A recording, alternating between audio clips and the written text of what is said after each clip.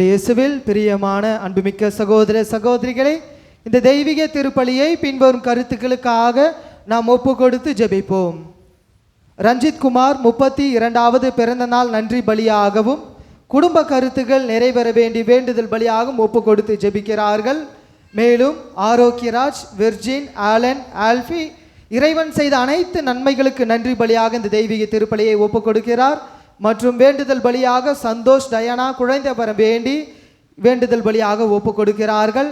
Franklin விரைவில் திருமணம் நடைபெற வேண்டியும் பிரசன்னா கிரேஸ் குழந்தை வர வேண்டி வேண்டுதல் பலியாக ஒப்பு கொடுத்து ஜெபிக்கிறார்கள். மேலும் இந்த தெய்வீக திருப்பலியில் காமேஸ்வரன், லில்லி, ரோஷன், ஃபெலிக்ஸ் குடும்ப சமாதானத்திற்காக பிள்ளைகள் நன்கு படிக்க வேண்டி வேண்டுதல் பலியாக ஒப்பு கொடுக்கிறார்கள். மேலும் இந்த தெய்வீக திருப்பலியில் ஆன்ம இலைப்பாற்றிற்காக சூசை, அருளப்பன் ஆன்ம இலைப்பாற்றி அடையவும், சபரிமுத்து, மார்க்ரெட் ஆன்ம இலைப்பாற்றி அடையவும், யாரும் நினையாத ஆன்மாக்களுக்காகவும், புண்ணிய கோட்டி 11ஆம் ஆண்டு நினைவு நாள் ஆன்ம இலைப்பாற்றிற்காக இந்த தெய்வீக திருப்பலியை ஒப்பு கொடுத்து ஜெபிக்கிறார்கள். இந்த சிறப்பு கருத்துக்களோடு நம்மளுடைய கருத்துக்களையும் நம்மளுடைய குடும்ப கருத்துக்களையும் இந்த தெய்வீக திருப்பலி இணைத்து இறைவன் பாதத்தில் ஒப்பு கொடுத்து ஜெபிப்போம். இறைவனின் ஆசிரை நாம் பெற்று செல்வோம். இப்பொழுது திருப்பலி முன்னுரைக்கு நாம் செவிமடுப்போம்.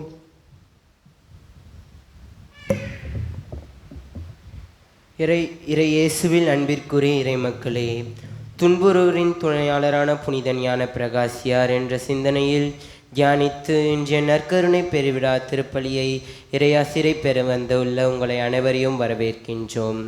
இன்றைய திருப்பலியை தலைமையேற்று சிறப்பு செய்யும் அருள்பணி பிரவீன் சந்தீஷ்குமார் அவர்களை வாழ்த்தி வரவேற்போம். இறைவன் அவர்களுக்கு முழு உடல் உள்ள பலத்தை கொடுத்து பணி வாழ்விலும் சிறந்து விளங்கிட அவர்களுக்கு இறைவனிடம் இத்திருப்பலியில் சிறப்பாக ஜெபிப்போம். உடல் நோயினால், வறுமையினால், உறவிடம் இல்லாமல் துன்பத்தில் வாழும் சாதாரண ஏழை எளிய மக்களுக்கு செய்யும் உதவி என்பது இறைவனுக்கு செய்யும் உதவி என்று துன்புறுவோரின் துணையாளராக வாழ்ந்து நமக்கு வழிகாட்டியவர் புனித ஞான பிரகாசியார். இந்த சமுதாயத்தில் ஒதுக்கி தள்ளப்பட்டு உறவை இழந்து, உடைமை இழந்து, நல்ல உணவை இழந்து, எந்த உதவியும் இல்லாமல் அன்றாடும் துன்பத்தில் பிடியில் வாழ்ந்த ஒவ்வொருவருக்கும் தேடி சென்று தனது உடனிருப்பையும் தன்னால் முடிந்த எண்ணற்ற உதவிகளையும் செய்து சாட்சி உள்ளம் கொண்ட பணிவிடையாளராக திகழ்ந்தவர் நம் புனிதர். துன்புறுவோரின் துணையாளராக வாழ்ந்த அவர்களின் கண்ணீர் துடைத்து நம் புனிதரைப் போல நாமும் நம் குடும்பங்களிலும் நம் சமுதாயத்திலும் நம் கண்முன் துன்பப்படும் ஒவ்வொருவரையும் கண்ணோக்கி அவர்களின் மீது அன்பும் அக்கறையும் கொண்டு அவர்கள் வாழ்வு நலம் பெற வளம் பெற உதவிடும் மனிதர்களாக வாழ இறையாசிர் வேண்டி திருப்பலியில் இணைவோம்.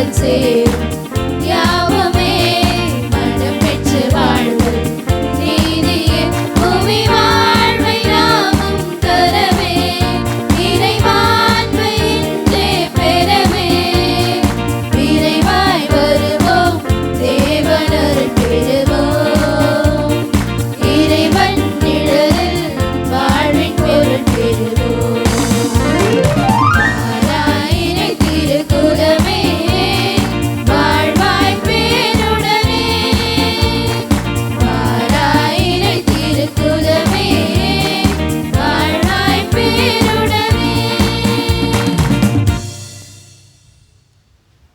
தந்தை மகன் தூய ஆவியாரின் பெயராலே ஆமென். நம் ஆண்டவராகிய இயேசு கிறிஸ்துவின் அருளும் கடவுளின் அன்பும் தூய ஆவியாரின் நட்புறவும் உங்கள் அனைவரோடும் இருப்பதாக. உம் ஆன்மாவோடும் இருப்பதாக.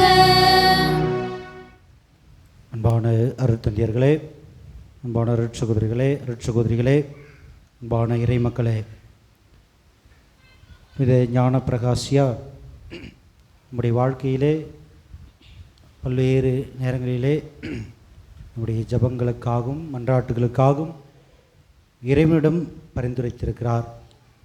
அதை நம்முடைய கண்களால் நம்ம கண்டிருக்கிறோம், கேட்டிருப்போம். தொடர்ந்து இந்த ஆண்டையும் அவருடைய கரங்களில் ஒப்படைப்போம். புனித ஞான பிரகாசியார் நம்முடைய இங்கே வாழ்கின்ற எல்லா குடும்பங்களையும் பாதுகாக்கவும் அவர்களுக்காக ஜெபிக்கவும் நம்முடைய மன்றாட்டுக்கள் வேண்டுதல்கள் எல்லாவற்றையும் இணைத்து புனித ஞான பிரகாஷ் வழியாக இந்த திருப்பலியிலே ஆண்டவரிடம் ஒப்படைப்போம். ஆண்டவர் இந்த ஆண்டு முழுவதும் நம்மை நிறைவாக வழிநடத்துவார், நம்முடைய ஜெபங்களை கேட்பார் என்ற நம்பிக்கையோடு இந்த திருப்பலியிலே நாம் கலந்து கொள்வோம். தூய மறைநிகழ்வுகளை கொண்டாட நாம் தகுதி ஒருவர் நம் பாவங்களை ஏற்றுக்கொள்வோம். எல்லாம் வல்ல இறைவனிடமும் சகோதர சகோதரிகளே, உங்களிடமும் நான் பாவியனை ஏற்றுக்கொள்கிறேன். ஏனெனில் சிந்தனையாலும் சொல்லாலும் செயலாலும் கடவுளை தவறியதாலும் பாவங்கள் பல செய்தேன். என் பாவமே என் பாவமே என் பெரும் பாவமே. ஆகையால் எப்பொழுதும் கன்னியான புனித மரியாவையும் வானதூதர் புனிதர் அனைவரையும் சகோதர சகோதரிகளை உங்களையும் நம் இறைவனாகிய ஆண்டவரிடம் எனக்காக வேண்டிக் கொள்ள மன்றாடுகிறேன். எல்லாம் வல்ல இறைவன் நம் மீது இரக்கம் வைத்து நம் பாவங்களை மன்னித்து நம்மை நிலை வாழ்வுக்கு அழைத்துச் செல்வாராக. ஆமென்.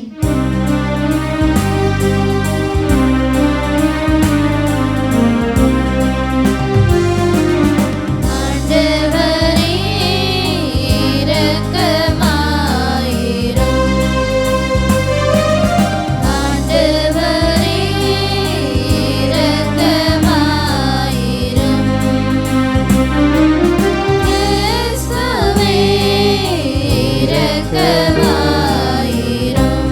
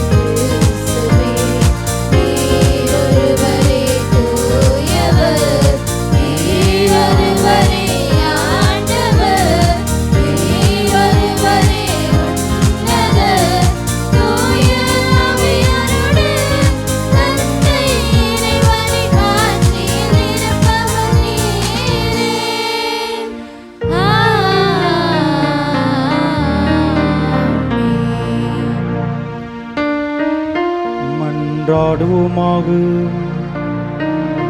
இறைவா, இந்த வியப்புக்குரிய அடையாளத்திலே உம்முடைய பாடுகளின் நினைவை எங்களுக்கு விட்டுச் சென்றீர். உம் திருவுடல் திரு ரத்தம் ஆகியவற்றின் தூய மறைபொருளை வணங்கும் நாங்கள் உமது மீட்பின் பயனை இடைவிடாமல் துய்த்துணர்ந்து மகிழ அருள்வீராக.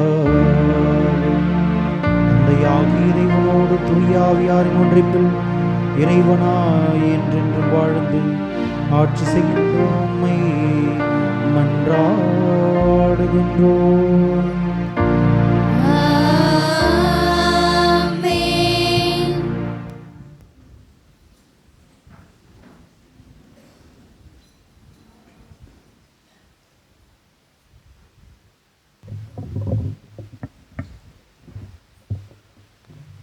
அரசர்கள் முதல் நூலிலிருந்து வாசகம்.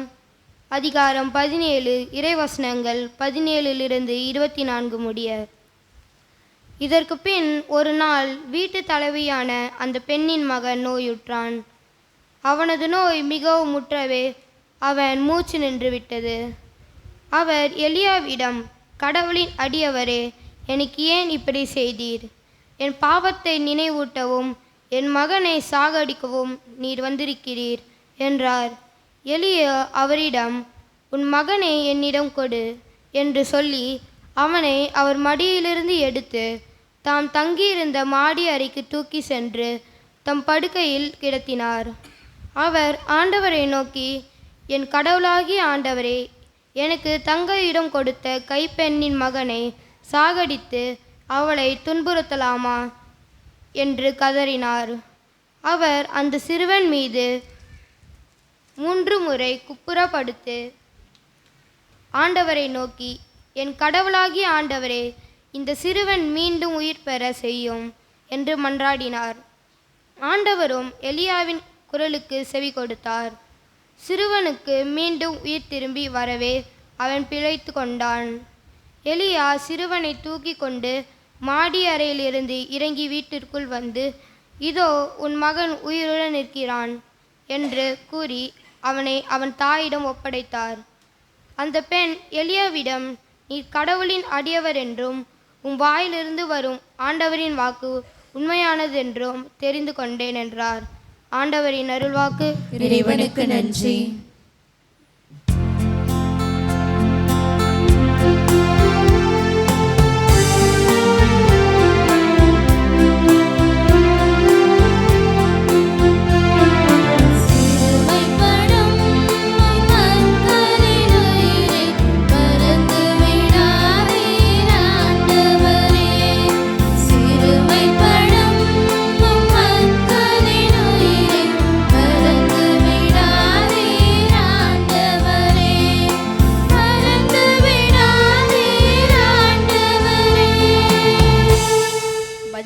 திருப்பாடல் பல்லவி.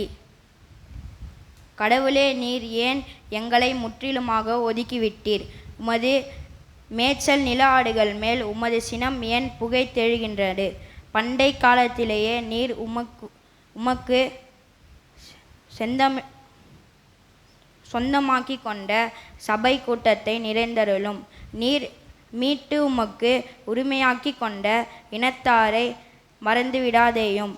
நீர் கோவிலில் கொண்டிருந்த சீயோன் மலையையும் நிறைவு கூர்ந்தருளும். பல்லவி.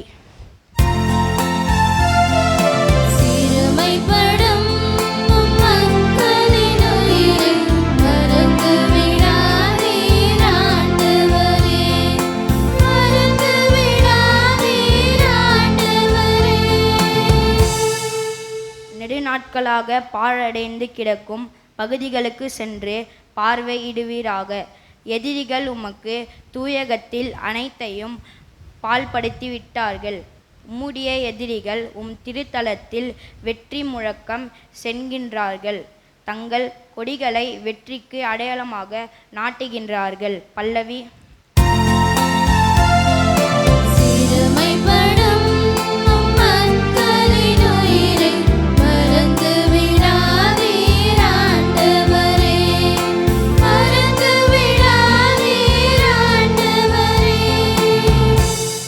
அவர்கள் மேற்கு வாயிலில் கோவிலில் அமைக்கப்பட்ட மரப்பின்னல் வேலைப்பாடுகளை கோடாரிகளை சிதைத்தார்கள். மேலும் அங்கிருந்த மர வேலைப்பாடுகள் அனைத்தையும் சிறு உளியும் சுத்தியலும் கொண்டு தகர்த்தெறிந்தார்கள். அவர்கள் உமது தூய கருத்துக்கு தீ வைத்தார்கள். அவர்கள் உமது பெயருக்குரிய உறைவிடத்தை தீ வைத்தார்கள். பல்லவி.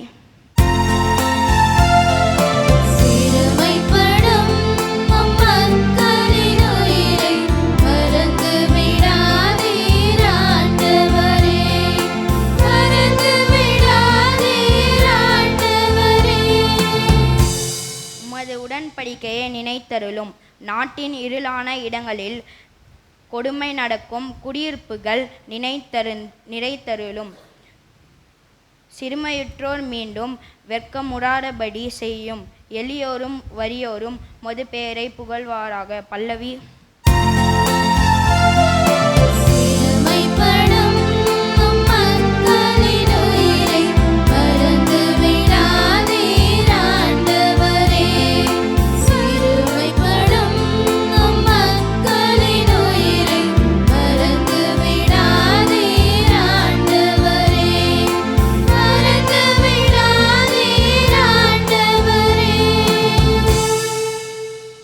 வாசகம்.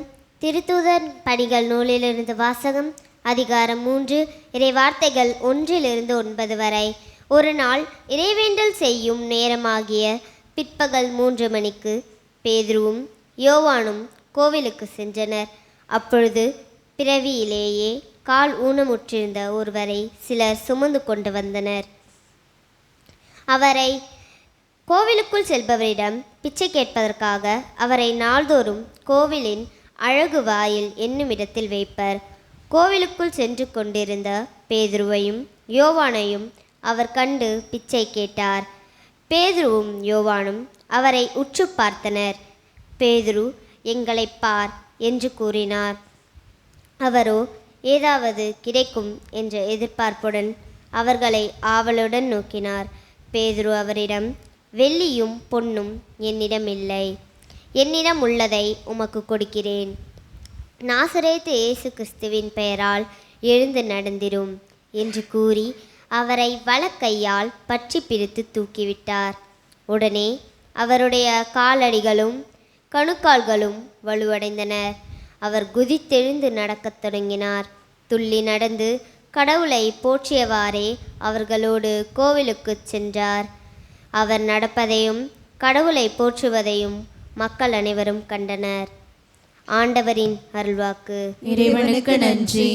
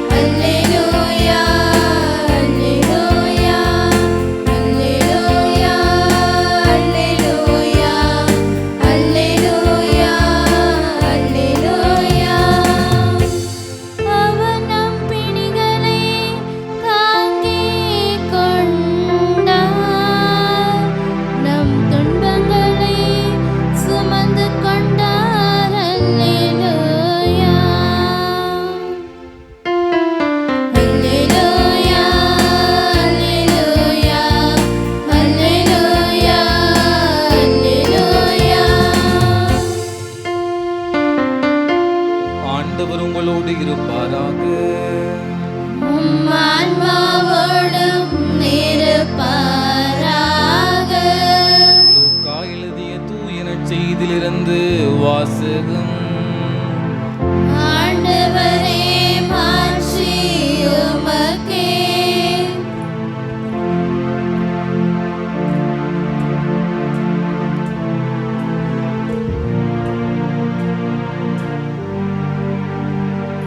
அதிகாரம் 14, இறை வார்த்தைகள் 1 முதல் 6 முடிய. அக்காலத்தில் ஓய்வு நாள் ஒன்றில் இயேசு பரிசேயர் தலைவர் ஒருவருடைய வீட்டிற்கு உணவருந்த சென்றிருந்தார். அங்கிருந்தோர் அவரை கூர்ந்து கவனித்தனர். அங்கே நீர்க்கோவை நோய் உள்ள ஒருவர் அவர் முன் இருந்தார். இயேசு திருச்சட்ட அறிஞரையும் பரிசேயரையும் பார்த்து, ஓய்வு நாளில் குணப்படுத்துவது முறையா இல்லையா என்று கேட்டார். அவர்கள் அமைதியாய் இருந்தனர். இயேசு அவரது கையை பிடித்து அவரை நலமாக்கி அனுப்பிவிட்டார். பிறகு அவர்களை நோக்கி, உங்களுள் ஒருவர் தம் பிள்ளையையோ மாடோ கிணற்றில் விழுந்தால் ஓய்வு நாள் என்றாலும் அதனை உடனே தூக்கிவிட மாட்டாரா என்று கேட்டார். அதற்கு பதில் சொல்ல அவர்களால் இயலவில்லை. ஆண்டவரின் அருள்வாக்கு. கிறிஸ்துவே உமக்கு புகழ்.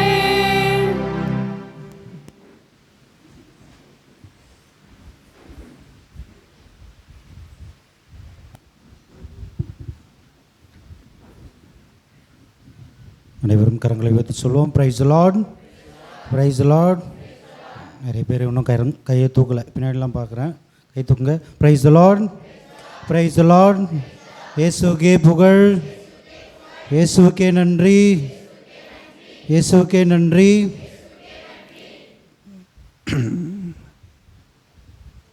அன்பான அருட்தந்தையர்களே, அருட்சகோதரர்களே, அருட்சகோதரிகளே, அன்பான இறை மக்களே, நம்முடைய வாழ்க்கையில் துன்பங்கள் என்பது அது நம்ம அழைக்காத ஒரு விருந்தாளி. துன்பங்கள் என்பவை நம்முடைய வாழ்க்கையிலே அழைக்காத விருந்தாளி. எல்லாரும் நம்ம ஆசைப்படுவோமா, எனக்கு கஷ்டம் வரணும், ஆசைப்படுமா? பட மாட்டோமா? நம்ம எல்லோரும் என்ன நினைப்போம்? நம்ம எப்பொழுதும் மகிழ்ச்சியோடு இருக்கணும், அப்படி தான் நினைப்போம். யாரும் கஷ்டத்தை விரும்ப மாட்டாங்க, கஷ்டப்படணும் விரும்ப மாட்டாங்க, கஷ்டப்படணும் யாரும் விரும்ப மாட்டாங்க. இதுதான் மனிதனுடைய இயல்பு. நம்ம வாழ்க்கையில் கஷ்டமே படக்கூடாது, துன்பமே படக்கூடாது, வேதனைப்படக்கூடாது, எந்த நோயும் வரக்கூடாது, அப்படி தான் நினைக்கிறோம். ஆனாலும் நம்ம சொல்லாமல் கொள்ளாமலே இதெல்லாம் வந்து கொண்டு தான் இருக்குது. வேணாம் வேணாம், என் வீட்டுக்கு வராத அப்படின்னு சொல்ல முடியாது. எங்கள் வாழ்க்கையில் வராதிங்க, என் குடும்பத்தில் வராதிங்க அப்படின்னு சொல்ல முடியாது. இந்த துன்பங்கள் கஷ்டங்கள் எல்லாம் நம்முடைய வாழ்க்கையில் ஒரு அனுபவத்தை கொடுக்கின்ற, வாழ்க்கையில் ஒரு வித்தியாசமான அனுபவத்தை கொடுக்கின்ற நிகழ்வுகள். யாரெல்லாம் இந்த துன்பங்களிலே கஷ்டங்களிலே ஒரு நேர்மறை எண்ணத்தோடு நேர்மறையாக பார்க்குறாங்களோ அந்த துன்பத்திலே கடவுளை பார்ப்பாங்க. யாரெல்லாம் துன்பத்தில் எதிர்மறையோடு பார்க்குறாங்க, கடவுள் எனக்கு கொடுத்துட்டாரு, கடவுள் எனக்கு கொடுத்துட்டாரு, நான் எல்லாம் செய்கிறேன், நான் கடவுளுக்கு எல்லாம் செய்கிறேன், கோயிலுக்கு செய்கிறேன், ஆனால் கடவுள் எனக்கு கஷ்டத்தை தான் கொடுத்துன்னு இருக்கிறாரு, எனக்கு துன்பத்தை தான் கொடுத்துன்னு இருக்காரு. நான் ஒவ்வொரு நாளும் பூசைக்கு போகிறேன், திருப்பலியில் கலந்து கொள்கிறேன், ஜெபமாலை சொல்கிறேன், இறை வார்த்தையை வாசிக்கிறேன், எல்லாம் இருந்தாலும் எனக்கு கஷ்டம் போல் கஷ்டம் மேலே கஷ்டம் வந்து தான் இருக்குது. ஒருவேளை கடவுள் இருக்கிறாரா? கடவுள் இருந்தார்னா எனக்கு ஏன் கஷ்டம் கொடுக்குறாரு? இப்படி நமக்குள்ளே கேள்விகளை நம்ம கேட்போம். கேட்டுக்கிறீங்களா இல்லையா? கேட்டுறீங்களா இல்லையா? கேட்பீங்க, கண்டிப்பாக கேட்பீங்க, நானும் கேட்டிருக்கேன். இப்போ இந்த கஷ்டங்கள் எல்லாம் பிரியமானவர்களை நாம் நேர்மறையாக பார்க்கும்போது கடவுள் அனுபவம் கொடுப்பவை. எப்பொழுதெல்லாம் நம்ம எதிர்மறையாக நம்ம பார்க்குறோமோ இந்த கஷ்டம்லாம் எது கொடுக்குன்னா நம்முடைய வாழ்க்கையிலே கடினமான கடினமான கசப்பான அனுபவத்தை தான் நம்முடைய வாழ்க்கையில் கொடுக்கும். புனித ஞான பிரகாஷியாருடைய வாழ்க்கையில் பார்க்கும் இந்த கஷ்டங்கள் துன்பங்கள் எல்லாம் கடவுளை மாட்சிப்படுத்துவதற்காக அவர் எல்லாவற்றையும் மாற்றுகிறார். நம்ம என்ன பண்ணுவோம்? கஷ்டம் வந்துச்சுன்னா ஃபஸ்ட்டு நினைக்கிற ஆள் யாருன்னா கடவுள் தான். நம்ம அந்த கஷ்டம் வந்து என்னால் தான் வந்துச்சு, கடன் தொல்லை என்னால் தான் வந்துச்சு, அளவுக்கு அதிகமான ஆசையால், அளவுக்கு அதிகமான பேராசையால் எனக்கு கஷ்டம் வந்துச்சுன்னு நினைக்க மாட்டோம். எதுக்கத்தான் என்ன பண்ணுவோம்? கடவுளை குறை சொல்லி கொண்டு இருப்போம். கடவுள் எனக்கு செஞ்சிட்டாரு, கடவுள் எனக்கு கஷ்டம் கொடுத்துட்டாரு என்று அவர் என்ன பண்ணுவோம், கடவுளை சொல்லி கொண்டு இருப்போம். ஆனால் புனித ஞானப்பிரகாசியாருடைய வாழ்க்கையில் பார்க்கும் இந்த கஷ்டங்கள் துன்பங்கள் எல்லாம் ஆண்டவரை மாட்சிப்படுத்துவதாக மாற்றுகிறார். உண்மையிலே வாழ்க்கையிலே கடவுள் அனுபவங்கள் கொண்டவர்களால் தான் இப்படி பார்க்க முடியும், இப்படி வாழ முடியும். நம்மளால் சாதாரண மனிதர்கள் நம்மளால் துன்பங்கள் எல்லாம் சாதாரணமாக எடுத்துக்க முடியாது. இதுதான் மனித வாழ்க்கையினுடைய யதார்த்தம். ஆனால் புனித ஞானப்பிரகாசியார் இந்த துன்பங்களை எல்லாம் கடவுளுடைய ஆசீர்வாதமாக பார்க்குறார்.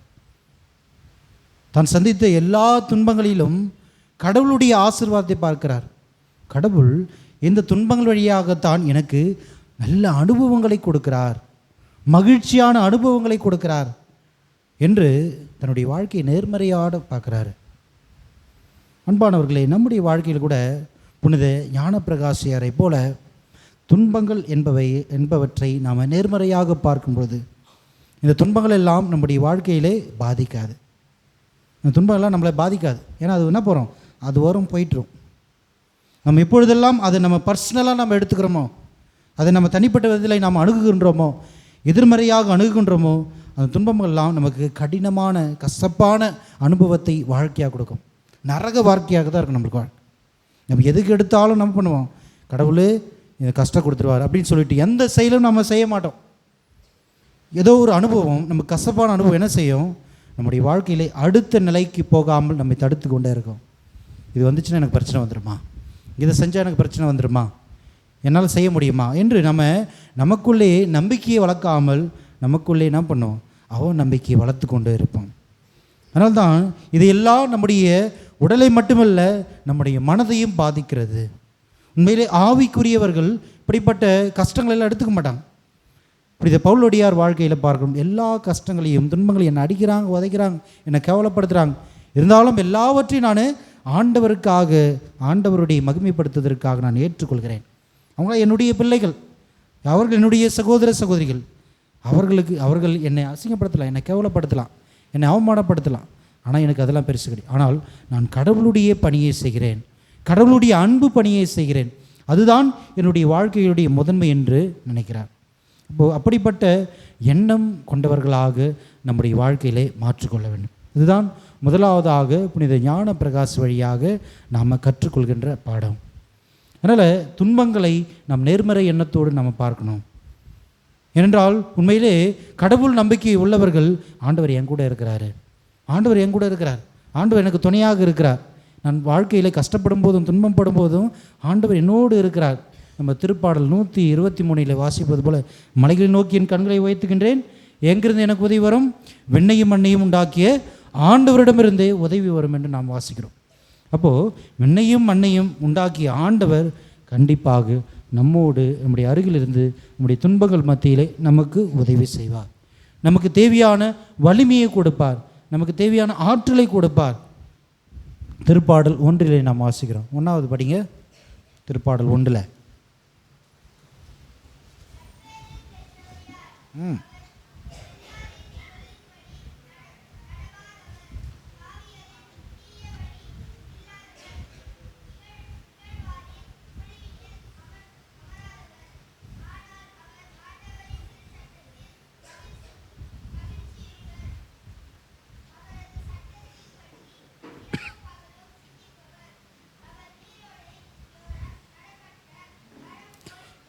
யாரெல்லாம் கடவுள் மீது நம்பிக்கை வைத்திருக்கிறார்களோ அவர்களெல்லாம் நீரோடைக்கு அருகில் இருக்கின்ற மரத்தை போல இருப்பாங்க. Praise the Lord, praise the Lord, praise the Lord. அப்போ உண்மையிலே நாம் கடவுள் நம்பிக்கையோடு இருக்கும் பொழுது நாம் எப்படி இருப்போம் என்றால், நீரோடைக்கு அருகில் இருக்க மரம் போல இருப்போம். நீரோடையில் எப்பொழுதும் நீர் வந்து கொண்டே இருக்கும், காயாது. அது பக்கத்தில் இருக்கிற மரம் போல இருப்போம். அப்போது கடவுளுடைய ஆசீர்வாதம் நம்முடைய வாழ்க்கையில் எந்நாளும் இருந்து கொண்டே இருக்கும். யாருக்குன்னா, கடவுள் மீது நம்பிக்கை வைத்தவர்களுக்கு, கடவுள் மீது உண்மையான நம்பிக்கை வைத்தவர்களுக்கு நீரோடைக்கு அருகில் நடப்பட்ட மரம் போல எந்நாளும் செழித்து வருவாங்க. அடுத்து படிங்க, அதே தொடர்ந்து படிங்க. தாம் செய்வது அனைத்திலும் வெற்றி பெறுவார். வாழ்க்கையில் தோல்வி இருக்கலாம், ஆனால் தோல்வியிலிருந்து அவர்கள் கற்றுக்கொள்வாங்க எப்படி வெற்றி பெறுவேன் என்றால் ஆண்டவர் அவரோடு இருக்கிறாரு, ஆண்டவருடைய துணை அவர்களோடு இருக்கிறது. அடுத்தது படிங்க.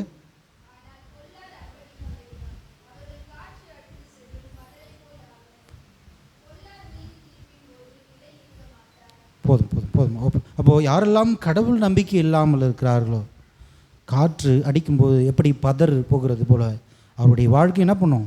ஒன்றும் இல்லாமல் போயிடும். கடவுளுடைய ஆசீர்வாதம் இல்லாமல் போகும். அப்போது கடவுளுடைய கடவுள் மீது நம்ம ஆழமாக நம்பிக்கை வைத்திருக்கும் போது கடவுள் நாம் நினைக்கின்ற எல்லா காரியங்களிலும் ஆசீர்வாதமாக மாற்றுவார். நம்ம நினைக்கின்ற எல்லா காரியத்திலும் எல்லா செயல்களையும் ஆசீர்வாதமாக மாற்றுவார், வெற்றியாக மாற்றுவார். அப்போது நம்முடைய வாழ்க்கையில் புனித ஞானப்பிரகாசியரை போல ஆழமான கடவுள் மீது ஆழமான நம்பிக்கை கொண்டவர்களாக இருக்க வேண்டும் எல்லா சூழ்நிலையிலும். இல்லை நான் மகிழ்ச்சியோடு இருக்கும்போது தான் கடவுள் மீது நம்பிக்கை வைப்பேன், மற்ற நேரங்களில் கடவுளை நான் கண்டு கொள்ள மாட்டேன், கடவுள் வேற நான் வேற என்று இருப்பேன், அப்படி இல்லை. அதை தாண்டி ஒவ்வொரு நாளும் ஒவ்வொரு நிமிடமும் கடவுள் மீது ஆழமான நம்பிக்கை கொண்டவர்களாக வாழ வேண்டும். அப்பொழுது நாம் நினைக்கின்ற அனைத்து செயல்களும் ஆண்டவர் வெற்றியாக மாற்றுவார், ஆசீர்வாதம் மாற்றுவார். நம்முடைய துன்பங்கள் எல்லாமே ஆசீர்வாதமாக மாறும், நம்ம நினைக்கின்ற காரியங்கள் எல்லாமே ஆசீர்வாதமாக மாறும். பிரியமானவர்களே, இன்னொரு இறை வார்த்தையை நாம் வாசிப்போம். தொடக்க நூல் 15வது அதிகாரம் 1வது இறை வார்த்தை.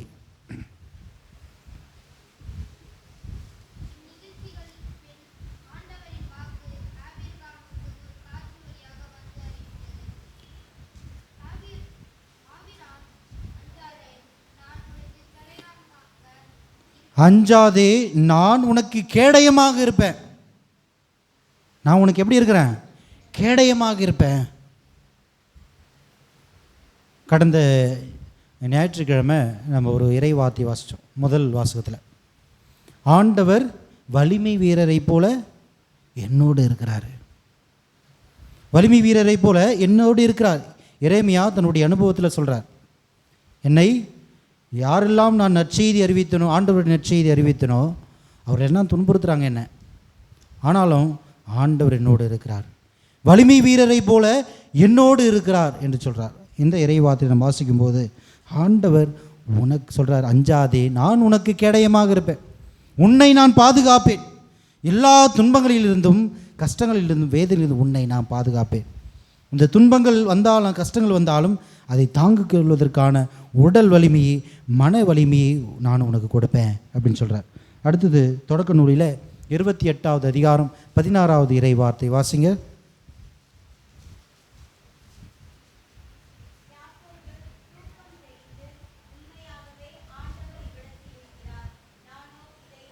உண்மையாகவே ஆண்டவர் இந்த இடத்துல இருக்கிறார், உண்மையாகவே ஆண்டவர் என்னுடைய வாழ்க்கையில் இருக்கிறார். ஆனால் நான் என்ன பண்ணுறேன்? நான் அறியாமல் இருக்கிறேன். கஷ்டம் வரும்போது கடவுளை நான் மறந்துடுறேன், என் கூட இருக்கிறார் என்பதை நான் மறந்து விடுகிறேன். அவர் எனக்கு துணையாக இருக்கிறார், என் அருகில் இருக்கிறார் என்பதை நான் மறந்து விடுகிறேன். உண்மையாக ஆண்டவர் இடத்தில் இருக்கிறார், நம்முடைய வாழ்க்கையில் இருக்கிறார், நாம் செய்கின்ற ஒவ்வொரு செயல்களிலும் ஆண்டவர் இருக்கிறார். நானும் இதை அறியாமல் இருக்கிறேன், நான் அறியாமல் இருக்கிறேன், நான் தெரிந்து கொள்ளாமல் இருக்கிறேன், நான் உணர்ந்து கொள்ளாமல் இருக்கிறேன். ஆண்டவர் இயேசு கிறிஸ்து என் அருகில் இருந்தோம், கடவுள் என் அருகில் இருந்தோம், நான் அறிந்து கொள்ளாமல் இருக்கிறேன். நான் வெளியில் தேடினே இருக்கிறேன், என் பக்கத்தில் ஆண்டவர் இருக்கிறார், அதை தெரிந்து கொள்ளாமல் இருக்கிறேன் அப்படின்னு சொல்கிறார். பிரியமானவர்களே, அடுத்தது நீதிமொழிகள் 15வது அதிகாரம் 3வது இறை வார்த்தை வாசிங்க.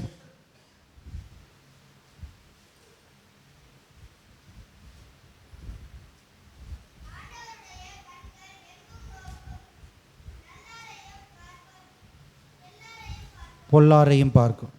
நீதிமொழிகள் இந்த புத்தகத்தில் பார்த்தீங்கன்னா ஆண்டவருடைய கண்கள் எங்கும் நோக்கும். இப்போ ஆண்டவருக்கு நம்முடைய கஷ்டத்தை தெரியாது அப்படி கிடையாது, ஆண்டவர் அறிந்திருக்கிறார். இதைத்தான் நம்ம விடுதலை பயண புத்தகத்தில் வாசிக்கிறோம்.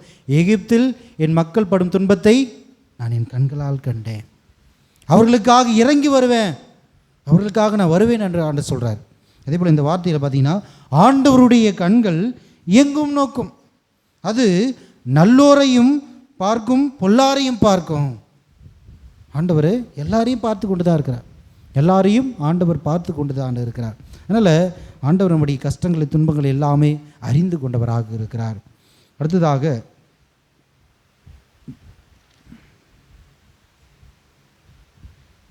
திருப்பாடல் 66 இறைவார்த்தை 9.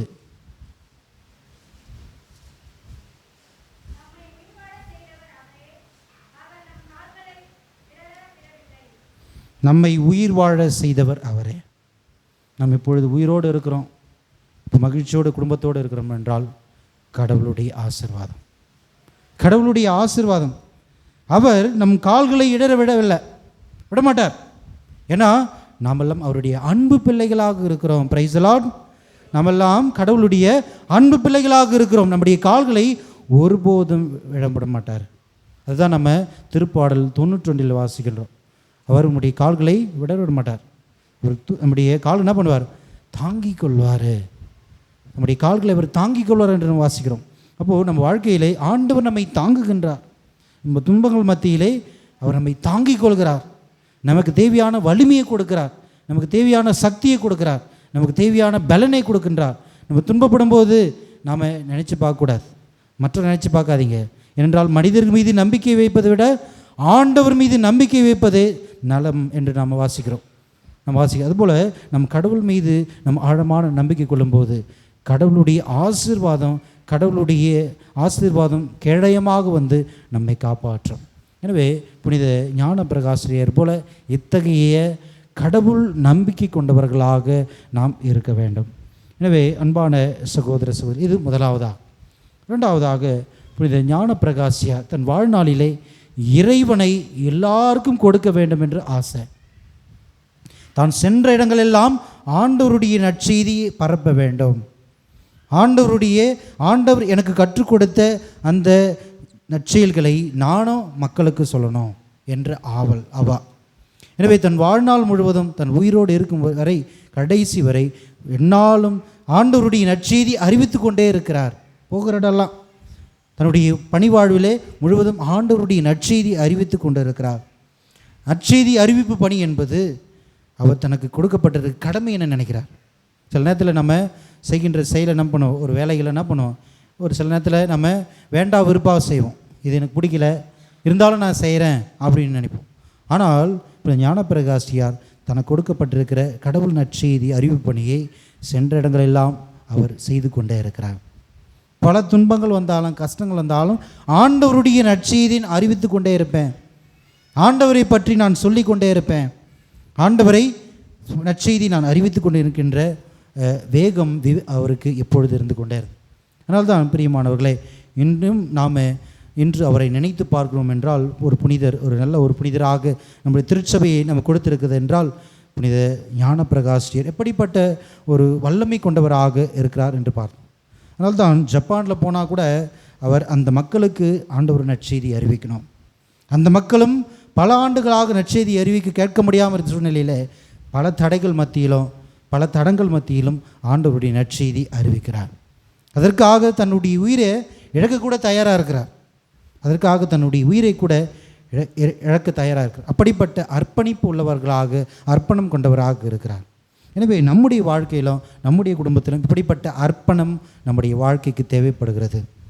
கடவுள் மீது கடவுளுடைய நற்செய்தியை நாம் நம்முடைய குடும்பங்கள் அறிவிக்க வேண்டும். முதல்ல நாம் வாழும் இடத்துல, நாம் பணி செய்கிற இடத்துல ஆண்டவருடைய நற்செய்தி அறிவிக்க வேண்டும். யார் என்ன சொன்னாலும் நம்ம ஆண்டவருடைய நற்செய்தி அறிவிக்கணும். என்ன தொந்தரவு கொடுத்தாலும், என்ன பிரச்சனை வந்தாலும் நம்ம ஆண்டவருடைய நற்செய்தி அறிவித்து கொண்டே இருக்க வேண்டும். இந்த அறிவிப்பு என்பது கடவுள் எனக்கு கொடுத்திருக்கிற அழைப்பு. இது அழைப்பு. கடவுள் எனக்கு கொடுத்திருக்கிற திருமுழுக்கின் வழியாக கடவுள் எனக்கு கொடுத்திருக்கிற அழைப்பு. இந்த அழைப்பை என்னுடைய குடும்பத்தில், நான் வாழும் இடத்துல, என்னுடைய பங்கில், என்னுடைய அன்பியத்தில், என்னுடைய பகுதிகளில், இந்த புலிப்பாக்கத்தில் நான் வாழணும். அதை நான் வாழணும். இன்னொரு வார்த்தையாக சாட்சிய வாழ்வு. சாட்சிய வாழ்வு வாழணும். வெறும் ஆண்டவருடைய வார்த்தை மட்டும் அறிவிப்பது மட்டுமல்ல, அதை என்னுடைய வாழ்க்கையில் நான் வாழணும். நான் கடவுளை என்னை அன்பு செய்கிறாரு, கடவுளை என்னை என் மீது இரக்கம் கொள்கிறாரு, கடவுளை என்னை மன்னிக்கிறார் என்று வாயில் சொல்வது மட்டுமல்ல, அதை என்னுடைய வாழ்க்கையிலே நான் வாழணும். என்னுடைய சகோதர சகோதரிகளை நான் அன்பு செய்யணும். என்னுடைய பிள்ளைகளை அன்பு செய்யணும். என்னுடைய மனைவியை நான் அன்பு செய்யணும். என்னுடைய கணவரை அன்பு செய்யணும். என்னுடைய மாமியாரை அன்பு செய்யணும். என்னுடைய மருமகளை அன்பு செய்யணும். என்னுடைய சுற்றில் இருக்கின்ற அனைத்து சகோதர சகோதரிகளும் உறவுகளையும் நான் அன்பு செய்யணும். நான் மன்னிக்கணும். ஆண்டவரே, நீங்கள் மன்னிக்கிறீன்னு சொல்கிறோம். ஆனால் அதே போல் நாமும் நம்முடைய சகோதர சகோதரிகளை மன்னிக்கணும். அவர்களை என்ன பண்ண மன்னிக்கணும். வெறும் வார்த்தையில் மட்டுமல்ல, மாறாக நம்முடைய செயலிலே நம்ம காண்பிக்கணும். அதனால் தான் யாக்கோபுடைய மடலில் நம்ம வாசிக்கிறோம், செயலில்லாத விசுவாசம் செத்த விசுவாசம். என்னுடைய விசுவாசம், என்னுடைய நம்பிக்கையை என்னுடைய வாழ்நாளில் என்னுடைய செயலிலே காண்பிக்கவில்லை என்றால் என்னுடைய நம்பிக்கை அர்த்தமில்லாத நம்பிக்கையாக இருக்கிறது. என்னுடைய ஜபங்கள் அர்த்தமில்லாததாக மாறுகிறது. அப்போது நம்முடைய குடும்பத்தில் நம்ம ஒரு சாட்சிய வாழணும். மன்னிப்பதாக இருந்தாலும் சரி, சமாதானத்தில் இருப்பதாகவும் சரி, ஒற்றுமையாக இருப்பதாலும் சரி, மகிழ்ச்சியோடு இருப்பதாலும் சரி, உறவுகளை மதிப்பதாக இருந்தாலும் சரி, நாம் அனைவரும் மற்றவர்களுக்கு ஒரு முன்னோடியாக இருக்கணும், ஒரு சாட்சியாக இருக்கணும். இந்த குடும்பம் நல்ல ஒரு குடும்பம், இந்த குடும்பம் ஒரு சாட்சிய வாழ்கிறாங்க, ஆண்டவர் இயேசு கிறிஸ்துக்கு ஒரு சாட்சிய வாழ்வாடுறாங்க, இப்போ இந்த ஞான பிரகாசியர் போல் ஒரு சாட்சிய ஒரு வாழ்வாடுறாங்க. அப்படிப்பட்ட பெயர் எடுப்பவர்களாக நம்முடைய குடும்பம் மாறணும். அதுதான் ஆண்டவர் இயேசு கிறிஸ்து இரண்டாவதாக இன்றைய நாளிலே புனிதர் ஞான பிரகாசியர் வழியாக நம்ம அழைப்பது.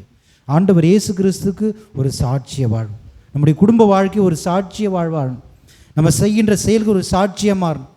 நம்முடைய அன்பு ஒரு சாட்சியமாக இருக்கும். நம்முடைய மன்னிப்பு ஒரு சாட்சியமாக இருக்கும். நம்முடைய இரக்கம் அப்படி ஒரு சாட்சிய வாழும். அப்படிப்பட்ட ஒரு வாழ்க்கை தான் ஆண்டவர் நம்முடைய வாழ்க்கையிலேருந்து எதிர்பார்க்குறார். அதை விட வேறு எதையும் ஆண்டவர் நம்மகிட்ட எதிர்பார்க்கல. நம்முடைய வாழ்க்கை ஒரு ஆண்டவருக்கு ஒரு சாட்சிய வாழ். நம்ம கிறிஸ்துவ வாழ்க்கை என்பது ஆண்டவருக்கு சாட்சிய வாழ். வெறும் பெயரளவில் கிறிஸ்தவர்களாக வாழாமல் நம் செயல் வடிவிலே கிறிஸ்தவராக வாழணும். வாழ்நாள் முழுவதும் கிறிஸ்தவராக வாழணும்.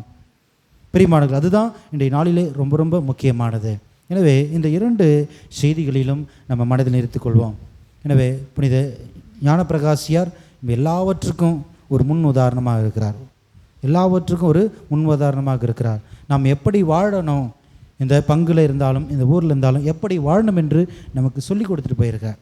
எனவே அவருடைய படிப்பினைகளை, அவர் கற்றுக் கொடுத்த பாடங்களை நம்முடைய வாழ்க்கையிலே நாம் அதை கடைபிடித்து ஒரு நல்ல ஒரு கிறிஸ்துவ வாழ்க்கை வாழ நம்ம முயற்சி செய்வோம். புனித ஞான பிரகாசியார் நம்மையும் நம்முடைய குடும்பங்களுக்காக தொடர்ந்து பரிந்து பேசுவோம், நமக்காக ஜெபிக்கவும், நம்முடைய ஊரை பாதுகாக்கவும் தொடர்ந்து நாம் இந்த திருப்பலியிலே ஜெபிப்போம்.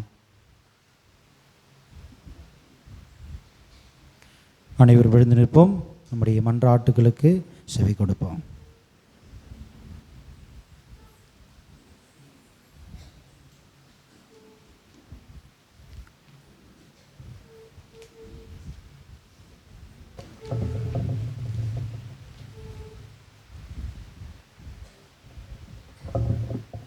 அலியா உணவே எம் இறைவா, திரு அவையை வழிநடத்தும் திருத்தந்தை, ஆயர்கள், அருட்பணியாளர்கள், துறவரத்தார் அனைவரையும் ஆசீர்வதித்து இறையரசின் நற்செய்தியை ஆற்றலுடன் நம்பிக்கையாளர்களுக்கு அறிவித்து இம்மண்ணில் துன்பப்படும் நல்ல துணையாளர்களாக தங்கள் பணியை ஆற்றிட இறைவா உம்மை மன்றாடுகிறோம். எல்லாம் வல்ல இறைவா, எங்கள் மன்றாட்டை கேட்டருளும்.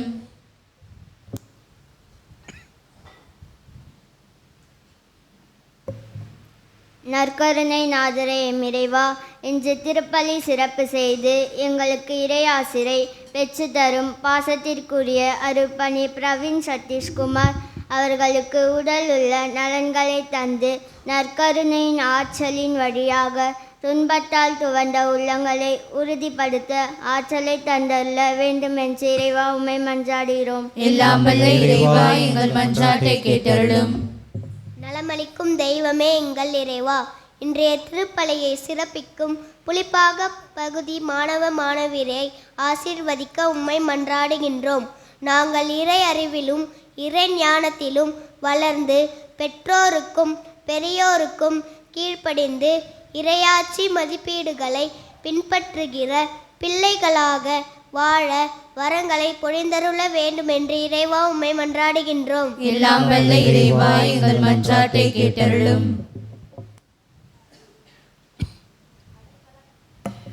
அடைக்கல பாறையான இறைவா, இப்பலியில் பங்கெடுத்து ஜெபிக்கும் பங்கு மக்கள் அனைவருக்கும் உமது அருளை நிறைவாக பொழிந்து புனித ஞானப்பிரகாசியார் போன்று துன்பப்படுவோரை நலமோடு பராமரித்து பணிவிடை செய்யும் நல் நம்பிக்கையாளர்களாக திகழ்ந்திட வேண்டி இறைவா உம்மை மன்றாடுகிறோம். எல்லாம் வல்ல இறைவா, எங்கள் மன்றாட்டை கேட்டருளும். அனைவரும் கண்களை மூடி நம்முடைய தனிப்பட்ட தேவைகளுக்காக ஜெபிப்போம், நம்முடைய குடும்ப தேவைகளுக்காக ஜெபிப்போம். இந்த நாளை ஆண்டவர் நமக்கு கொடுத்திருக்கிறார் ஜெபிப்பதற்காக. இந்த நாளிலே நம்முடைய தனிப்பட்ட மன்றாட்டுகள், வேண்டுதல்கள், முயற்சிகள், திட்டங்கள், முன்னெடுப்புகள் எல்லாவற்றையும் ஆண்டவரத்தில் சமர்ப்பித்து ஆண்டவர் எல்லாவற்றையும் ஆசீர்வதிக்க வேண்டும். நம் நினைக்கின்ற, ஜெபிக்கின்ற, வேண்டுகின்ற எல்லா மன்றாட்டுகளும் ஆண்டவர் கேட்க வேண்டும். நம்முடைய வாழ்க்கையிலே நம்ம துன்பப்படும் பொழுது, வேதனைப்படும் பொழுதும், கஷ்டப்படும் போதும், கவலைப்படும் பொழுதும் ஆண்டவர் நமக்கு துணையாளராக, நமக்கு வலிமை கொடுப்பவராக, வலிமை வாய்ந்த வீரர்கள் போல நம்மோடு இருந்து நம்மை ஆசீர்வதிக்க வேண்டும் என்று நாம் ஜெபிப்போம்.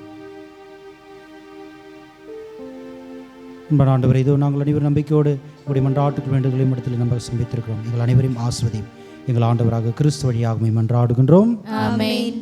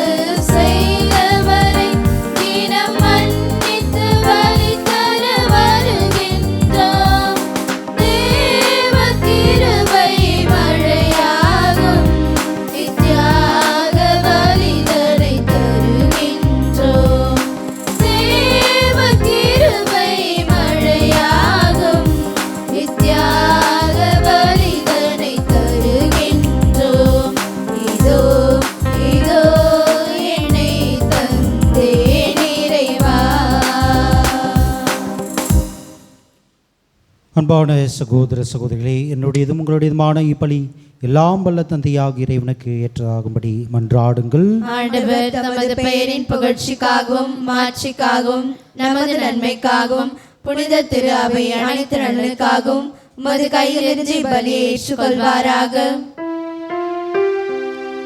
ஆண்டவரே, நாங்கள் ஒப்பு கொடுக்கும் இக்காணிக்கைகள் உமது மீட்பின் மறைபொருளை குறித்து காட்டுகின்றன. அதனால் உமது திரு அவைக்கு ஒற்றுமை அமைதி ஆகிய கொடைகளை கனிவுடன் தந்தருள்வீராக. எங்கள் ஆண்டவராகிய இயேசு கிறிஸ்து வழியாக உம்மை மன்றாடுகின்றோம். ஆண்டவர்களோடு இருப்பாராக.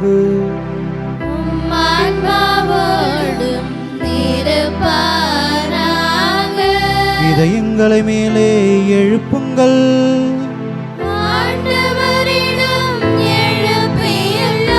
நம் இறைவனாகிய ஆண்டவருக்கு நன்றி கூறுவோம்.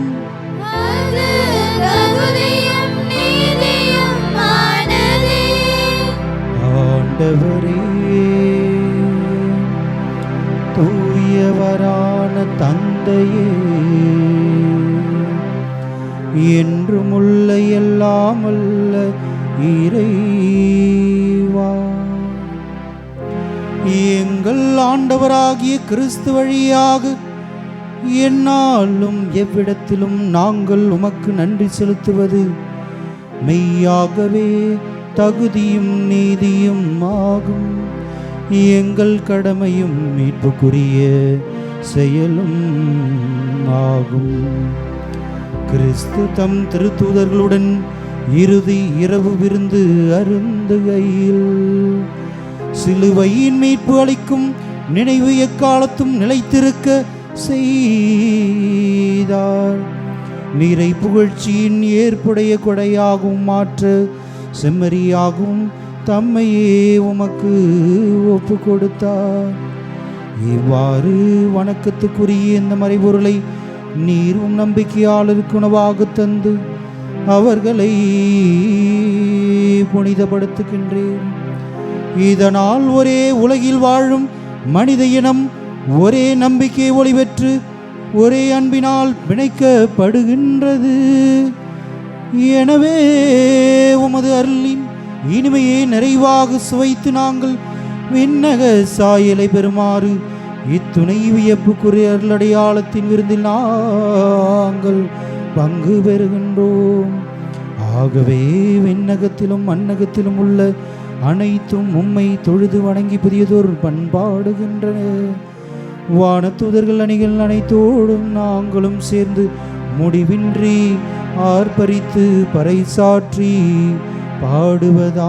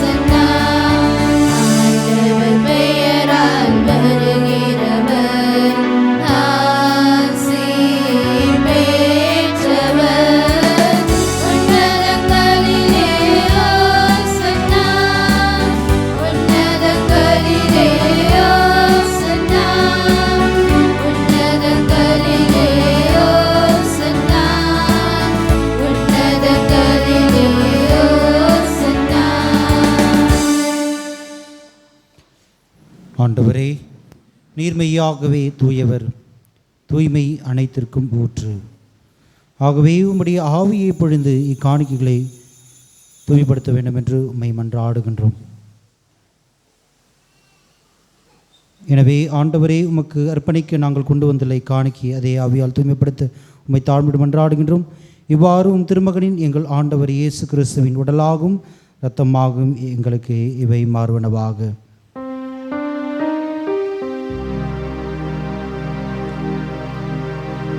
அவர் பாடுபட உளம் கனிந்து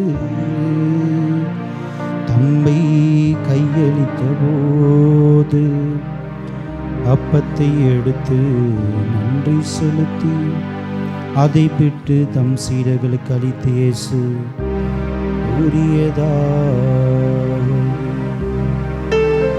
அனைவரும் இதிலிருந்து பெற்று உண்ணுங்கள், ஏனெனில் இது உங்களுக்காக கையளிக்கப்படும் என் உடல்.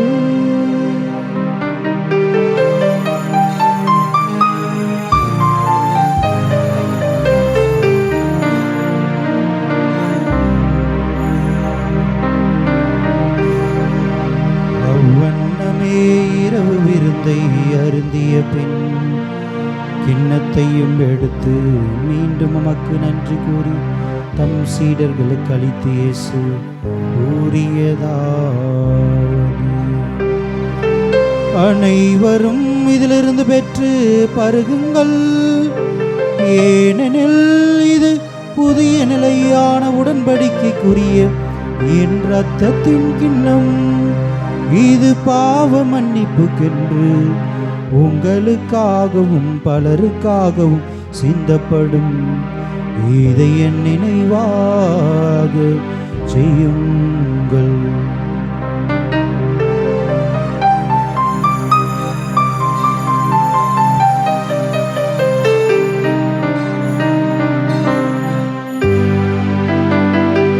நம்பிக்கையின் மறைபொருள்,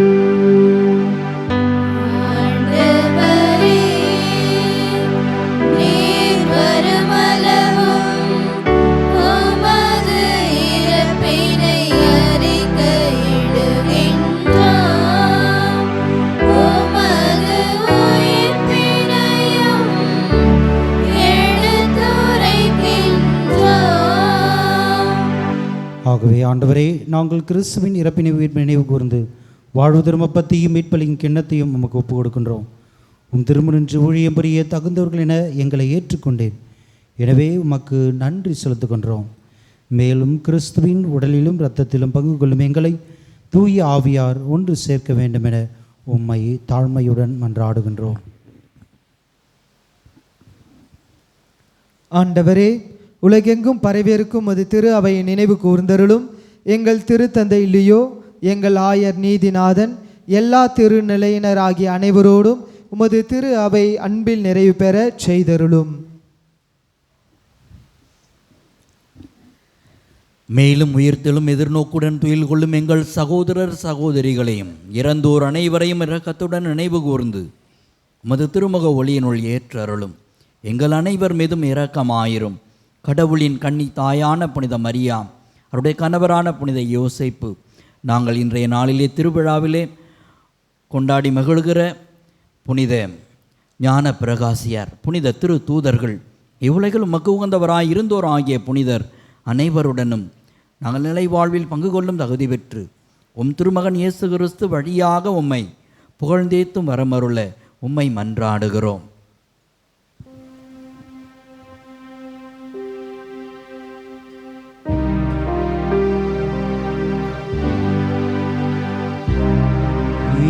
இவர் வழியாக இவரோடு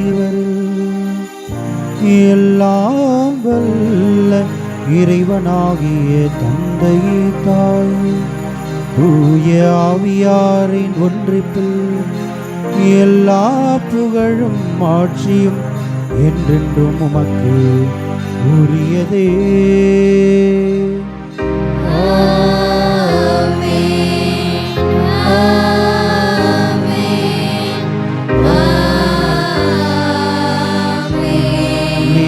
கட்டளையால் கற்பிக்கப்பட்டு இறை படிப்பினையால் பயிற்சி பெற்று நாம் துணிந்து பாடுவோம்.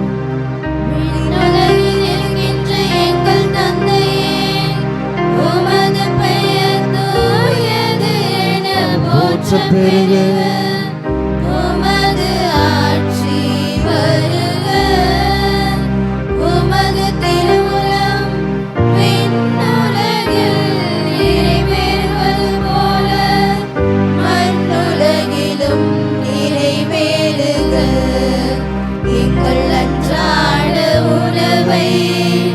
இன்று எங்களுக்கு தாரும், எங்களுக்கு எதிராக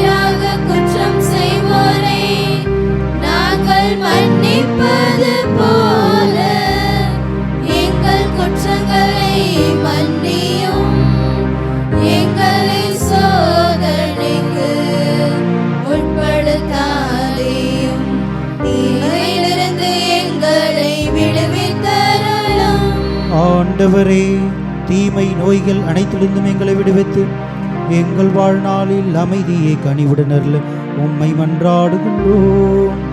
உமது இரக்கத்தின் உதவியால் நாங்கள் பாவத்திலிருந்து எப்போது விடுதலை பெற்று யாதொரு கலக்கமுமின்றி நலமாயிருப்போமாக. நாங்கள் இது நோக்கி இருக்கும் என்பதற்காகவும் என் மீட்பராகிய இயேசு கிறிஸ்து வருகைக்காகவும் காத்திருக்கின்றோம்.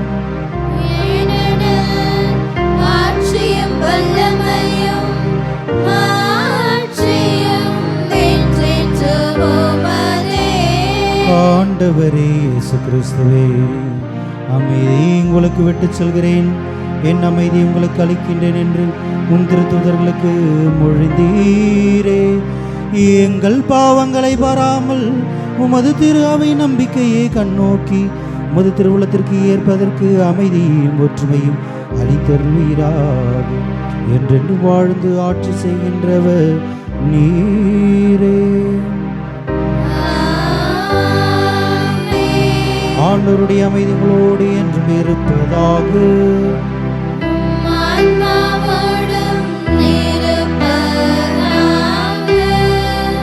நம் ஆண்டவர் இயேசு வழங்கிய அமைதியை ஒருவர் மற்றவரோடு மகிழ்ச்சியோடு தெரிவித்துக் கொள்வோம். அமைதி.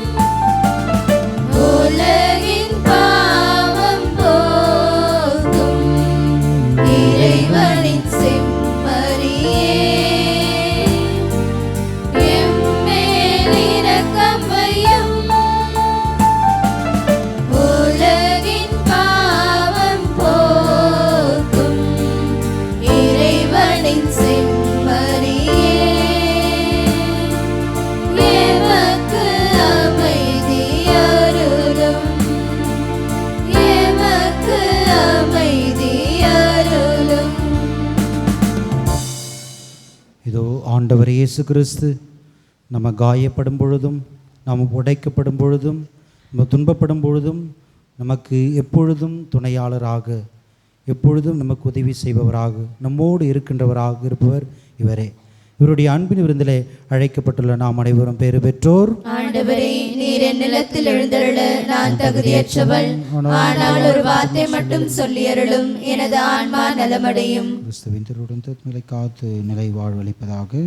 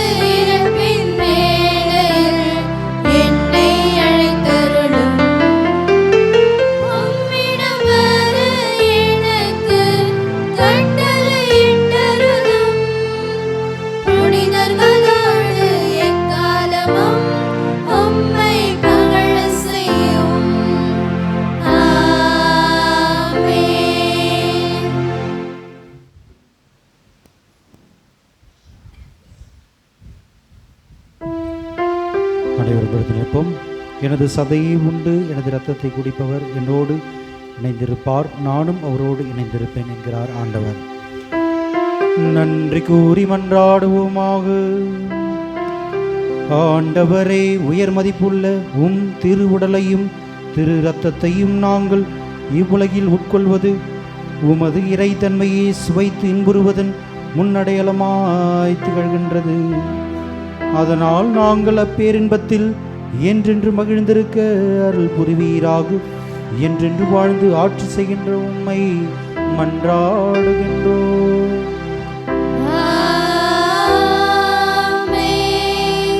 அனைவரும் அமர்வோம்.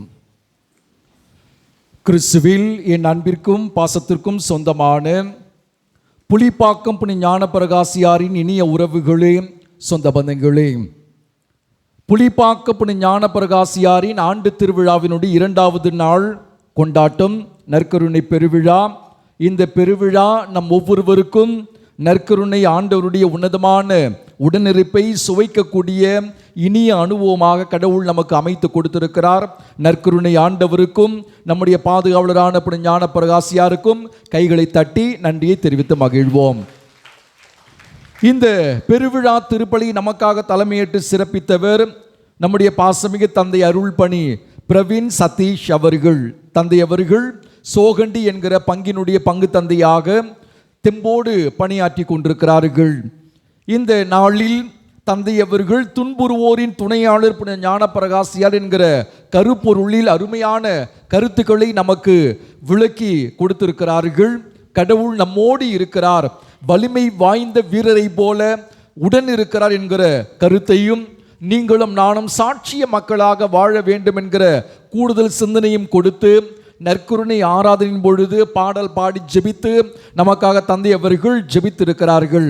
தந்தை அவர்கள் கல்வியில் தலை சிறந்தவர், படிப்பதில் ஆர்வமுடையவர், இன்றும் படித்து கொண்டிருக்கிறார்.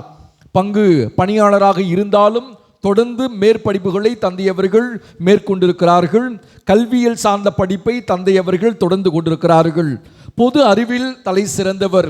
மறைவட்ட குருக்களாகிய நாங்கள் அனைவரும் வெளியே செல்லுகிற பொழுது எந்த ஒரு இடத்தை குறித்து கேள்வி கேட்டாலும் உடனடியாக அதற்கான விளக்கத்தை, அந்த இடத்தினுடைய சிறப்பை தெளிவாக விளக்கக்கூடியவர் தந்தை அவர்கள். எனவே பொது அறிவில் தலை சிறந்தவர், எளிமையானவர், மக்களோடு மக்களாக இருந்து தெம்போடு பணியாற்றக்கூடியவர். நம்முடைய அழைப்பினை ஏற்று வந்து இந்த பெருவிழா திருப்பலியை சிறப்பித்து நமக்காக ஜெபித்த நம்முடைய பாசமிகு தந்தை அருள்பணி பிரவீன் சதீஷ் அவர்களுக்கு கைகளை தட்டி நன்றியும் வாழ்த்துக்களையும் பாராட்டுகளையும் தெரிவித்துக் கொள்வோம். தன்னுடைய பங்கில் ஏழை எளிய பிள்ளைகளுடைய எதிர்காலத்திற்காக கடுமையாக திட்டம் தீட்டி உழைக்கக்கூடியவர். எனவே நம்முடைய தலைமை ஆணையத்தின் சார்பாகவும் புலிப்பாக்கம் இறை சமூகத்தின் சார்பாகவும் தந்தை அவர்களுக்கு நினைவு பரிசினை நம்முடைய அன்பின் அடையாளமாக வழங்கி மகிழ்கிறோம். தந்தை அவர்களுக்கு நம்முடைய உதவி தந்தையவர்கள் அன்பு பரிசினை வழங்குகிறார்கள். கைகளை தட்டி மீண்டுமாக வாழ்த்துக்களை தெரிவித்துக் கொள்வோம். அவருடைய பணி சிறக்க, இறைவன் அவருக்கு துணையாக இருக்க, கண்ணின் மணி போல பாதுகாக்க, பராமரிக்க தொடர்ந்து நாம் இறைவேண்டல் செய்வோம். மேற்கொள்கிற எல்லா பணிகளிலும் இறைவன் அவருக்கு துணையாக இருக்கும்படியாக ஜெபிப்போம். இந்த நன்னாளில் இந்த 2வது நாள் விழாவை நமக்காக சிறப்பித்த புலிப்பாக்கம் பகுதி மாணவ மாணவியர், நம்முடைய பிள்ளைகள் உண்மையிலேயே தலை சிறந்த இறையாசிர் பெற்ற பிள்ளைகள். அருமையாய் பிள்ளைகள் பயிற்சி எடுத்து வாசித்தார்கள். முன்னுரையாக இருக்கலாம், நம்பிக்கையாளர்களுடைய மன்றாட்டாக இருக்கலாம், வாசகங்களாக இருக்கலாம். தந்தையவர்கள் இறை வார்த்தையை சொல்லுகிற பொழுது உடனடியாக எடுத்து நம்முடைய பிள்ளைகள் வாசித்தார்கள். எனவே நம்முடைய பிள்ளைகள் சிறார்களுக்கு கைகளை தட்டி நன்றியும் வாழ்த்தையும் பாராட்டியும் தெரிவித்து மகிழ்வோம். இதுபோல இறை ஞானத்திலும் இறை பக்தியில் நம்முடைய பிள்ளைகள் வளர வேண்டும், தலை சிறந்த பிள்ளைகளாக உயர வேண்டும் என்று சொல்லி பிள்ளைகளுக்காக நாம் இறைவேண்டல் செய்வோம். இந்த திருவிழா திருப்பலியில் பங்கெடுத்து ஜெபித்துக் கொண்டிருக்கக்கூடிய, என்னாலும் நம்மோடு இருந்து உழைக்கக்கூடிய நம்முடைய பாசமிகு அருட்சகோதரிகள், பாடகர் குழுவினர், சிறப்பாக பாடல் பாடிய பாடகர் குழுவினர், உதவிய பீட சிறார்கள், பீட அலங்காரம் செய்தவர்கள், அருள் பணியாளர்கள் மற்றும் அருட்சகோதரிகளுக்கு உணவு ஏற்பாடு செய்யக்கூடிய அன்பு உறவுகள், அன்பின் உணவு உபயம் செய்யக்கூடிய குடும்பத்தாருக்கு மிகுந்த நன்றி. வண்ண கோலமிட்டோருக்கும் வலையொலியில் இந்நிகழ்வை பதிவு செய்து பதிவேற்றம் செய்யக்கூடிய நம்முடைய அன்பு இளவலுக்கும், ஒளி அமைப்பை ஏற்பாடு செய்யக்கூடிய அன்பு உறவுகளுக்கும், உபகாரிகள், இந்த அன்பியத்தினுடைய பொறுப்பாளர், இந்த ஆலயத்தினுடைய வேதியர், தன்னார்வ தொண்டர்கள், வெளிப்பங்கு இறை மக்கள், பங்கு இறை சமூகம், புலிப்பாக்கம் இறை மக்கள், பங்கு அருள் பணி பேரவினர், செயற்குழு உறுப்பினர்கள், நம்முடைய நெஞ்சத்திற்கு நெருக்கமான திருத்தொண்டர் திலீபன், அருட்சகோதரர், உதவி தந்தையர்கள் செல்வநாயகம் மற்றும் அல்போன்ஸ் இவர்களுக்கு கைகளை தட்டி நன்றியும் வாழ்த்தையும் பாராட்டியும் தெரிவித்து மகிழ்வோம். அன்பு உறவுகளே, நாளை நாம் திருத்தேர் திருவிழாவை கொண்டாட இருக்கிறோம். நாளை மாலை 5 மணிக்கே ஜெபமாலையானது ஆரம்பமாகிவிடும். நேரத்தோடு பங்கெடுக்க பாசத்தோடு அழைக்கிறோம். நீங்கள் அனைவரும் நேரத்தோடு பங்கெடுக்கக்கூடிய மக்கள் என்பது நன்கு நான் அறிவேன். இன்று கூட நேரத்தோடு நீங்கள் பங்கெடுத்தீர்கள், சிறப்பு, நன்றி. நாளையும் 5 மணிக்கெல்லாம் ஜெபமாலையில் பங்கெடுத்து அதைத் தொடர்ந்து திருவிழா திருப்பலியில் பங்கெடுக்க பாசத்தோடு அழைக்கிறோம். இந்த திருத்தேர் திருவிழாவை நமக்காக தலைமையேற்று சிறப்பிக்க உள்ளவர் திரேசாபுரம் பங்கு தந்தை அருள்பணி ஞானமுத்து அவர்கள் சிறப்பிப்பார்கள். இந்த வழிபாட்டை புனித ஞான பிரகாசியர் அன்பு இறை மக்கள் சிறப்பிப்பார்கள். தகுந்த தயாரிப்போடு சிறப்பிக்க பாசத்தோடு அழைக்கிறோம். நாளை காலை நம்முடைய ஆலயத்தில் திருப்பலியானது நடைபெறாது என்பதை அன்போடு தெரிவித்துக் கொள்கிறோம். அன்பு உறவுகளே, நாளை திருப்பலி முடிந்தவுடனே திருத்தேர் பவனியானது நடைபெறும். அன்பு வேண்டுகோள், உங்களுடைய பகுதியில் திருத்தேர் வருவதற்கு தயவு கூர்ந்து நீங்கள் சுத்தம் செய்ய, ஒரு வேளை நீண்ட கிளைகள் இருந்தால் அதையெல்லாம் வெட்டி அப்புறப்படுத்த இந்த திருத்தேருக்காக தயார் செய்ய பாசத்தோடு கேட்டுக்கொள்கிறோம். திருத்தேர் பவனி முடிந்தவுடனேயே புனித ஞான பிரகாசியருடைய கொடி இறக்கும். அதைத் தொடர்ந்து அன்பின் உணவு வழங்கப்படும். எனவே நீங்கள் ஒவ்வொருவரும் முழுமையாய் இந்த திருத்தேர் திருவிழாவில் பங்கெடுத்து இறை ஆசிரியர் பெற்று செல்ல பாசத்தோடு அழைக்கிறோம். இந்த விழாவிற்கு உபயம் செய்ய விரும்பினால் நம்முடைய பாசமிகு உதவி தந்தை அருள்பணி அல்போன்ஸ் அவர்களை சந்திக்க அன்போடு கேட்டுக்கொள்கிறோம்.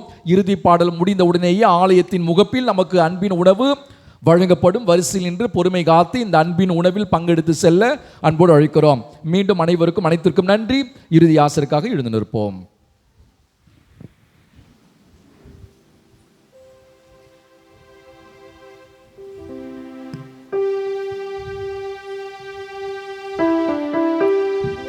ஆண்டவர் உங்களோடு இருப்பாராக.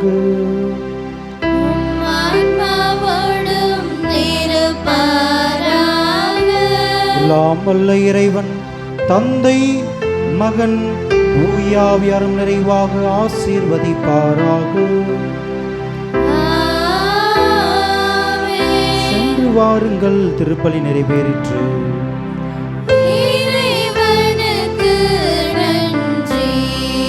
அன்பான சகோதர சகோதரிகளே, இந்த நாளிலே புனித ஞானப்பிரகாசியாருடைய நாளை நினைவு கூர்ந்த நிலையிலே இந்த கடைசி 2 ஆண்டவருடைய வார்த்தையை ஞாபகம் வச்சுங்க. ஒன்று, நம்ம துன்பப்படும் பொழுது திருப்பாடல் 23 4வது அதிகாரம், இருள் நிறைந்த பள்ளத்தாக்கில் நான் நடக்க நேர்ந்தாலும் ஆண்டவர் என் கூட இருக்கிறார், என்னோடு நடந்து வர. அதே போல் அபகுக்கு புத்தகத்தில் 3வது அதிகாரம் 17வது இறைவார்த்தை, அத்திமரம் திராட்சை செடி கர்த்தருக்கு ஆண்டவரிடத்தில் நான் மகிழ்ச்சியோடு இருப்பேன். அந்த மனநிலையை நம்முடைய வாழ்க்கையில் பெற்றுக்கொள்ள வேண்டும். எனவே துன்பங்கள் நம்மை ஒருபோதும் உடைக்காது, ஏனென்றால் ஆண்டவர் நம்மோடு இருக்கிறார். எனவே நம்பிக்கையோடு நம்முடைய வாழ்க்கை என்ற பயணத்தை வாழ்வோம். இறைவன் நம்மை நிறைவாக ஆஸ்வதிப்பதாக. இறைவன் இந்த நாளிலே அருள் தந்தை தாஸ் அவர்களுக்கு என்னுடைய நன்றிகளை நான் தெரிவித்துக் கொள்கிறேன். ஃபஸ்ட்டு முறை இந்த இடத்துக்கு வரேன், முதல் முறை இந்த இடத்துல வர. உண்மையிலே ஆண்டவருடைய பிரசன்னம், ஆண்டவருடைய வல்லமை, தூய ஆவியாருடைய இறங்குதல் இந்த இடத்துல நான் பார்த்தேன். சரிங்களா? எனவே உங்களுடைய ஜெபங்கள், மன்றாட்டுக்கள் எல்லா ஆண்டவர் கண்டிப்பாக நிச்சயமாக உங்களுக்கு துணையாக இருப்பார். எனவே இந்த நேரத்தில் அருள்பணி தாஸ் அவர்களுக்கு என்னுடைய நன்றிகளை நான் தெரிவித்துக் கொள்கின்றேன். தொடர்ந்து எனக்காக ஜெபிங்க. சரிங்களா? எனக்காக ஜெபிங்கள். சோகண்டி என்ற பங்கு உங்களுக்கு தெரியும், எந்த சூழ்நிலையிலும் தெரியும். இருந்தாலும் பல தடங்கள் மத்தியிலே, பல தடைகள் மத்தியிலே கொஞ்சம் கொஞ்சமாக ஒரு சில மாற்றங்கள் நடந்து கொண்டார். ஆண்டவர் மாற்றி கொண்டு இருக்கிறார் என்ற நம்பிக்கையோடு நானும் இருந்து கொண்டு இருக்கிறேன்.